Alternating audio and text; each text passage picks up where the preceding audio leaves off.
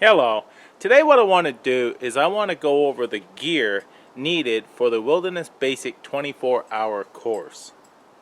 The 24-hour course is a course that I designed so people can experience what they had learned throughout the day.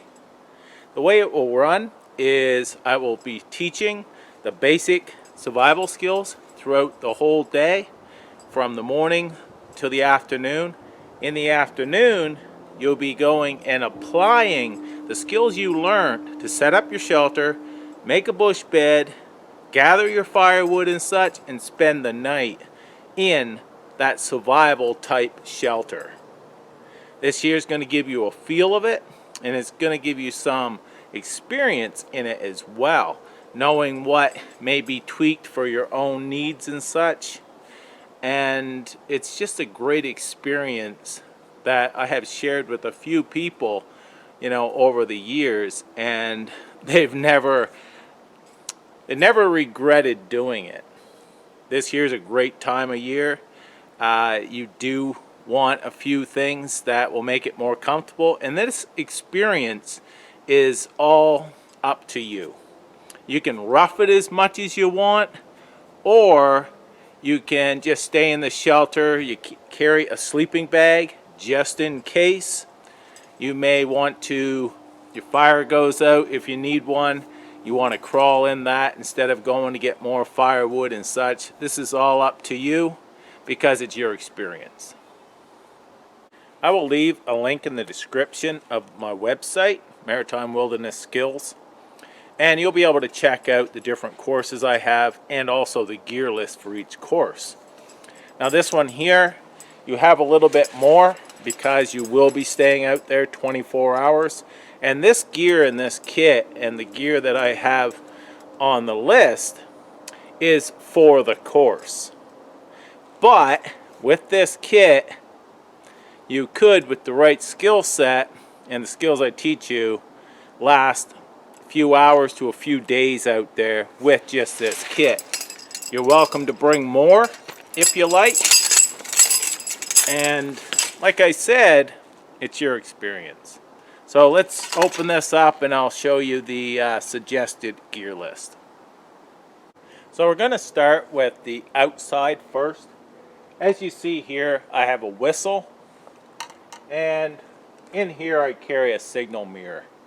Two important parts because I will show you how to use these for signaling, and being able to use a signal mirror can help through the woods. It can help from a hill or ground to air. A whistle definitely carries a lot farther and a lot easier on the human voice.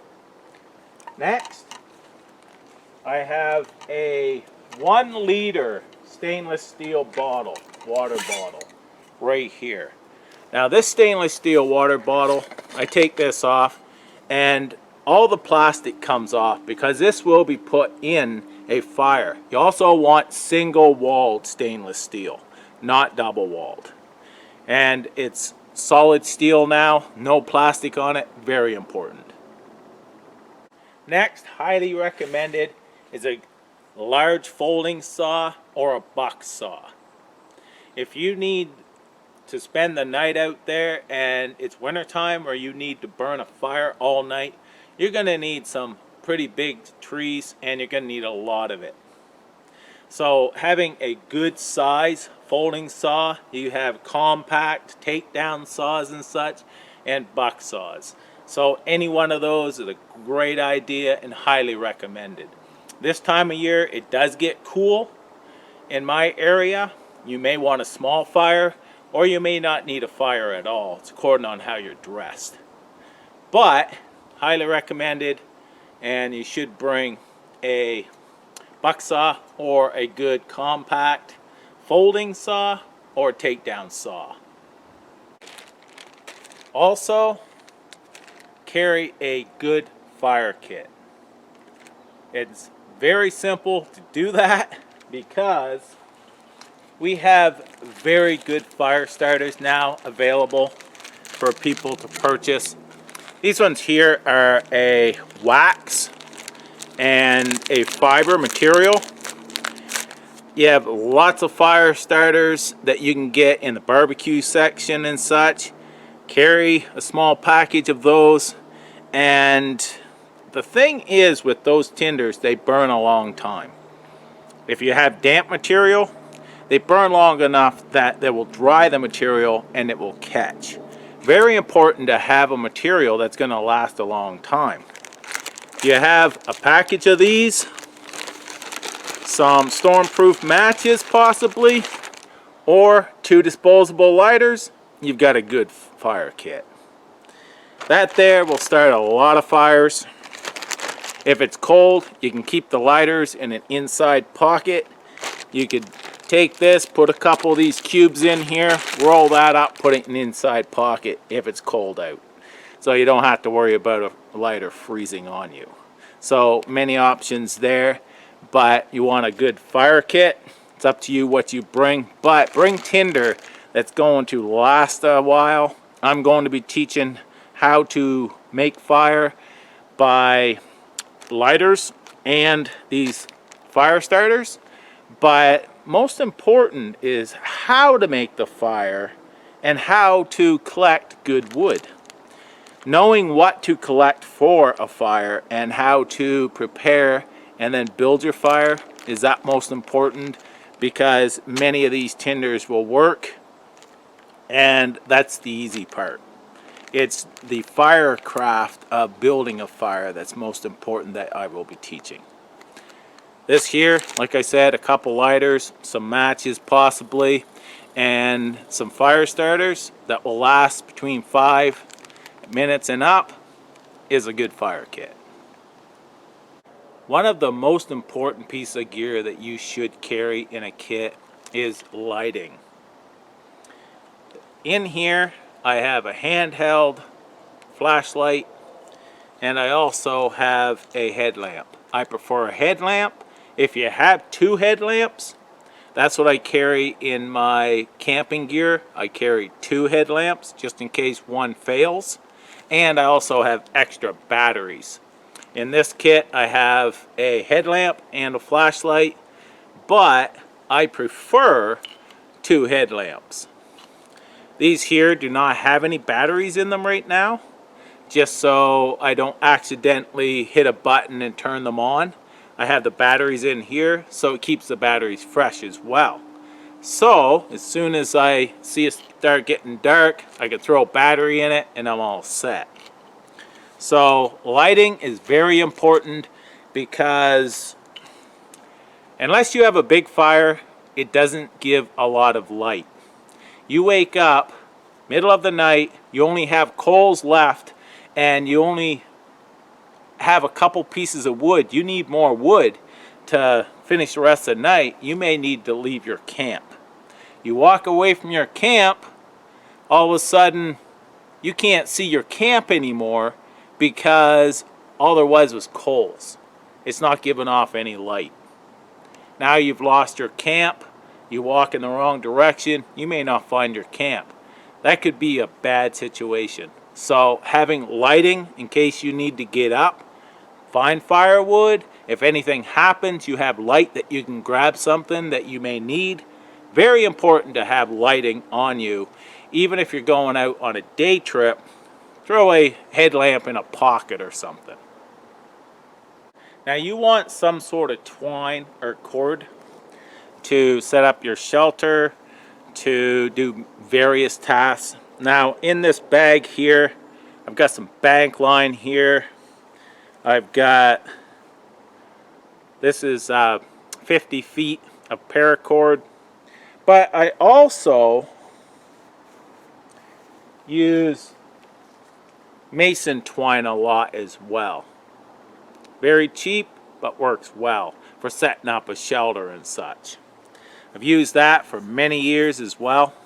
So good cordage, very important. You're going to need about 25 feet. You need something long enough. I usually use paracord, which you can buy many places now, to string across for a ridge line. And it has to be basically 12 feet long, maybe a little bit more, 16 feet. And then you're going to need some twine for some different knots and loops and so on. So about 25 feet or more is recommended. You're also going to need a good fixed blade knife. I prefer a larger knife just so I can use it for quickly delimbing a tree. For the brush I need for a brush bed, I can chop small trees with it as well. So I like a larger knife. This one here is a full tang, and it's still a very nice knife. I can split wood with it. I can do a lot of tasks, but it doesn't really have the weight forward for chopping. So a larger knife for me is what I carry, but many knives will work for what we're doing out here, and just a good fixed blade knife that you trust, because you're going to be using it for carving your steaks, maybe splitting a little bit of wood and so on. There's not a whole lot of tasks you'll need your knife for, maybe preparing meals and stuff like that, but not a whole lot of tasks you're going to need your knife for. I prefer a bigger knife, but like I said, use a knife that you trust and enjoy. Should also carry extra clothing and possibly a jacket and such. Also rain gear. Now we're not going to be that far from your car that we can't walk out to the car if need be, so you can get an extra jacket and so on. So rain gear is very important because you never know when it may rain, shower, and so on. So carrying rain gear, and also an extra pair of socks, a jacket, a sweater, you know, stuff like that there can really help as well. Like I said, this here is for the course, and those recommendations are good even on a day hike. Now you should also bring plenty of food. This here are just some food that I would bring. I've got oatmeal in there, I've got coffee in there, some rice, but you also want to bring enough water for 24 hours and food, and also a way to prepare it. This here is a cook kit that I use when I'm out here, but I have many that I may bring. But having a cook kit, something to use for preparing your meals, and also your meals and water for the 24 hours. A pair of leather gloves also on the gear list, because it can save your hands when you're out gathering brush, when you're working around a fire and so on. Helps with burns and scrapes and cuts. Now tarps, in here is a double SOL tarp. What I like about it, it's actually stretches. It's not mylar. Mylar is chip bag material. One little puncture and it shreds like a chip bag.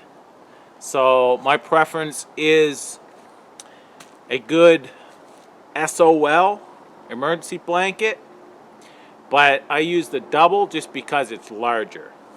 In here is just a poly tarp, heavy duty poly tarp. This one here is a 6x8. You want to have that coverage. You want at least an 8-foot tarp long, so if you're a 6-foot person like myself, you have at least a foot on either end, because rain never comes straight down. It blows in through the sides and so on. You want as much coverage as you can get at your head and your feet. So these tarps, heavy duty tarps like this, poly tarps, you can use for multi use, and that's why I recommend making a shelter with these, because they're very heavy duty. I've spent many nights in storms in underneath this tarp alone, but it can rip a lot easier than this. So this here with this in a combination can be a very good shelter. On the list I also have a trash bag, an orange trash bag. Orange, reason why is because it's great for signaling. That's why. I can put this on, people can see me through the woods, walking through the woods. I can use it as a poncho. It's a 3 mil, so a contractor's garbage bag will work as well, even if it's black, to do many uses. You just won't be able to signal as well with it because it's not brightly colored. But it will work fine.